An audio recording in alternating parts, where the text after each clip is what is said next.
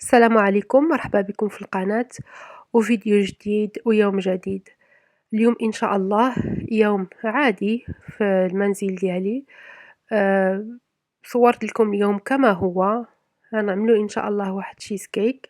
جبت هذاك المول ديال التشيز كيك وغسلتهم وحطيتهم، جبت المقادير اللي خصها تكون في حرارة المطبخ.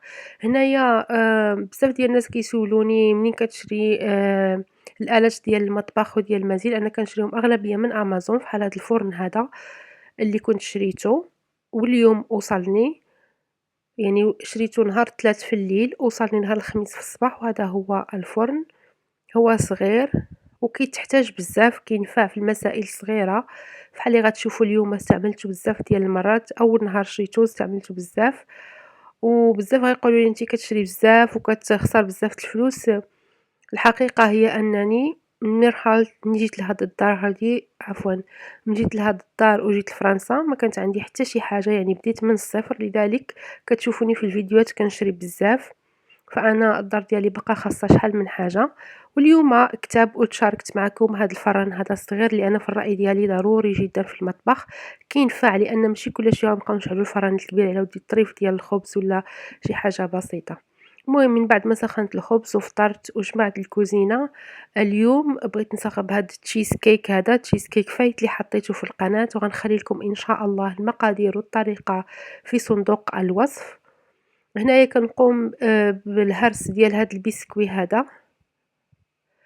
غنوضعو في واحد زلافة، وغنزيد عليه الزبدة المذابة، وأيضا ضفت شوية ديال القرفة، ما كنظنش هنايا بانت في مع البسكوي. غنخلط مزيان.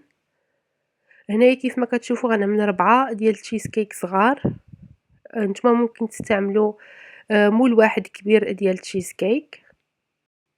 تقريبا 2 ديال الكؤوس معياريه. بزاف ديال الناس كيقولوا لي شنو هو الكأس المعياري. الكأس المعياري هما هذوك الكيسان اللي كيتباعوا موجودين في المحلات ديال بائعي الحلويات، كيسان ديال العبار. لانني انا بزاف د الوصفات تعلمتهم من السيت وقنوات امريكيه هما كيستعملوا غير هادو، ولكن انا غنحاول ان شاء الله نلقى لكم المقادير بالجرام ونحطها في صندوق الوصف. هنايا من بعد ما طحنت كيف ما شفتم، بعد ما هرست البسكوي وضفت له الزبده وخلطت مزيان، قسمتها على 4 على هاد الليمون هادو وضغطت عليها مزيان. دابا غنبداو في تحضير الحشوة. هنا وضعت الجبن الكريمي، زدت له 2 ديال البيضات في حرارة المطبخ. غنخلطهم مزيان حتى يولي هذاك الكريم يعني هكذا مفكك، وغنضيف له القشطة الطرية، السكر، غنضيف الفاني ايضا، نضيف قشر الليمون، وغنمزج.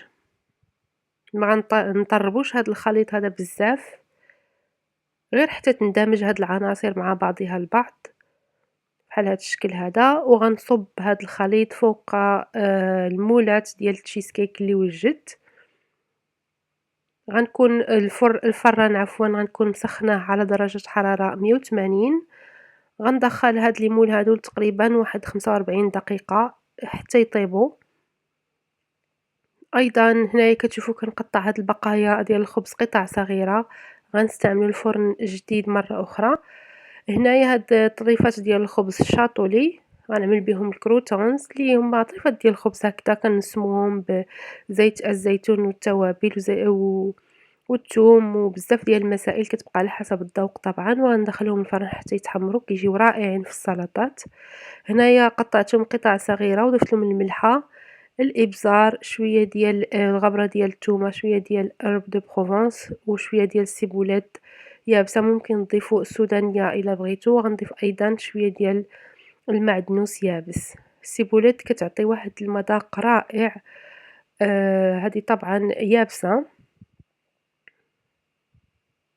غنزيد بالنسبه لهاد الكميه هذه غنزيد تقريبا واحد 3 ديال الملاعق كبار ديال زيت الزيتون. غنمزج مزيان. كيف ما قلت لكم هاد التتبيله هذه ممكن تزيدوا منها وتنقصوا منها على حسب الذوق ديالكم.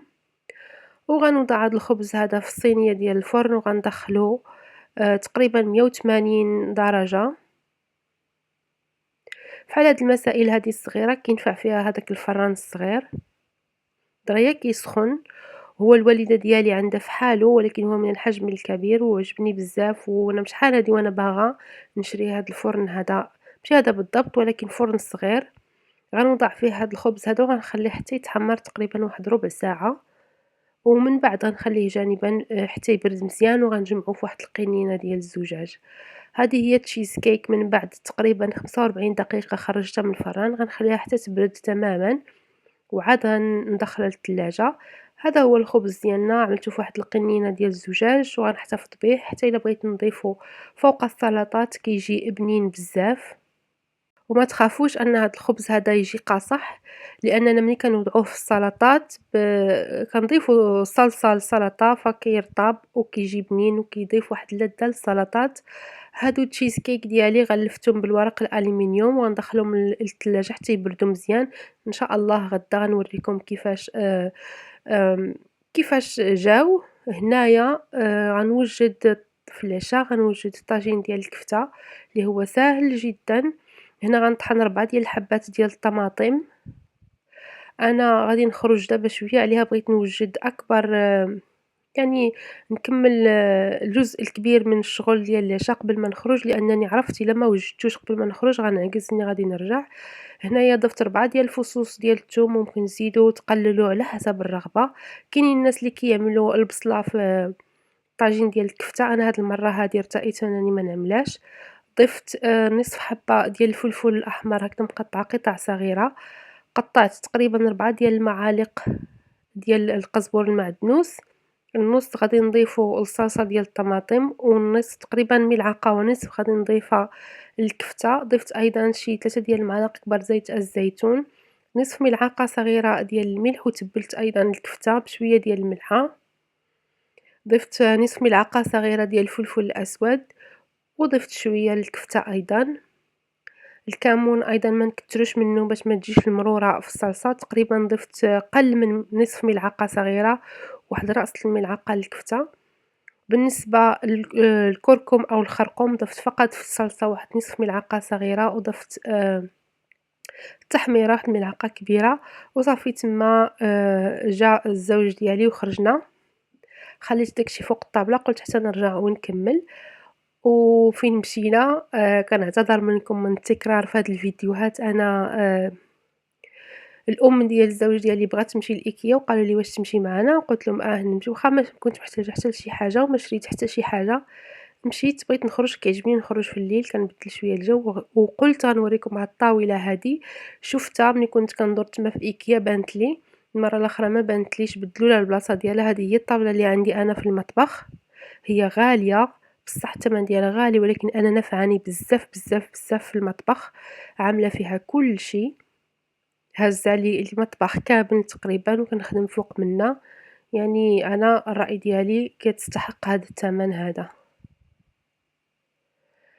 وكملنا الدورة ديالنا في إيكيا، رجعنا فحالنا. هي اللي كانت محتاجة شي مسائل للدار ديالها، فأنا غير مشيت وصافي. غير بغيت نخرج. أنا قلت لكم غنوريكم النهار كيف ما داز، يعني في الحقيقة ما غنضيف ما غنقص. هنايا ملي رجعت للدار قبضت شوية ديال الفلفلة كانت عندي هكذا صغيرة، دهنتها بشوية ديال زيت الزيتون وغندخلها للفران الصغير. زدت في درجة الحرارة ديال الفران وصلت تقريبا 210، وغندخلهم يتحمروا مزيان. نحضيوهم لأنهم إلا طابوا بزاف غادي بحال إلا غادي يدوبوا، ما يبقاش نقدروا نستعملوهم، فغنحضيوهم. وهذه قطعت قطع بحال هكذا تقريبا 2 الحبات ديال البطاطس كبار، واحد الحبة صغيرة. وهنايا الصلصة غادي نمزجها مزيان وغنحطها فوق نار متوسطة. ضفت لها واحد نصف كوب ديال الصلصة ديال الطماطم المعلبة، ممكن تستغناو عليها. في الحقيقة هاد الصلصة ديال الكفتة كتجي أحسن لو استعملنا فيها فقط الطماطم الطرية، ولكن أنا ما بقاتش عندي مطيشة. غادي نكور هذيك الكفتة. واحد الفكرة بالنسبة للمبتدئات، إلا بغينا نكورو الكفتة وتجينا مقادة كنضغطو عليها في يدنا بحال هكداك في الأول، عاد كنكوروها كتجي الكرة ديال الكفتة مقادة. وهنايا ما نساوش كيف ما قلت الفلفلة ديالنا مرة نطللو عليها ونقلبوها. ملي كتختر هذيك الصلصة ديال الطماطم كنضيفو الكرات ديال الكفتة وكنقصو العافية شوية، وكنغطيو الطاجين وكنخليوه يطيب على راحته. هنايا غنحضّر السلطة ديال الباربة، كنت عملتها معاكم في الأسبوع اللي فات، اللي هي الباربة كنقطّعها قطع صغيرة، ماشي قطع صغيرة متوسطة، كنزيد لها شوية ديال الحامض، شوية ديال الملحة، وكندخلها الميكرووند حتى كتسخن، كنخرّجها كنضيف لها شوية د البصلة، شوية القزبر والمعدنوس، وهاد البطاطا اللي سلقت، كنخلّطها مزيان، وكنضيف تقريبا شي 2 معالق كبار ديال زيت الزيتون. السبب علاش كنسخّن الباربة هي باش كتشرب هاديك الصلصة وما كتجيش هكداك بدون يعني ما كيدخلهاش الطيبة، ما كيدخلهاش النكهة ديال البصل وديال الصلصة اللي عملناها ملي كتكون باردة. أنايا خرّجت الفلفلة وخليتها حتى بردات، وغادي نقشرها ونحيد لها الزريعة ونحيد لها داك الطرف الأخضر اللي كيكون الفوق. بالنسبة للناس اللي عزيز عليهم الفلفل المقلي هذه طريقة أحسن وصحية أكتر وكتجي لذيذة. ملي قشرته حطيته هكذا في الطبيصل وزدت عليه شوية الملحة وشوية ديال الكمون كيجي لذيذ بزاف، وحطيت السلطة ديال الباربة وديال البطاطا في الطبق ديال طاجينات هكذا صغار، طواجن صغار، وهاديك الحبة ديال البطاطا اللي سلقتها كاملة قطعتها هكذا دوائر وحطيتها فوق الطاجين ديال الكفتة، وغنتبلو بشوية الملحة وشوية ديال الكمون أيضا. وهذا هو العشاء ديالنا. كنتمنى يكون عجبكم الفيديو ديال اليوم، واخا انني ترددت بزاف واش نحطو ولا ما نحطوش، لانه فيه بزاف ديال داكشي عشوائي، يعني كنت في الصباح باغا نعجن وما كتبليش انني نعجن. وهذيك تشيز كيك عملتها على وديت شي ناس جايين عندي، فالمهم هذا هو اليوم، قبلوا عليا. كنتمنى يكون عجبكم وتستافدتوا شي حاجه واخا تكون بسيطه، ونقول لكم بالصحه والراحه، وان شاء الله نتلاقاو في الفيديو القادم. السلام عليكم.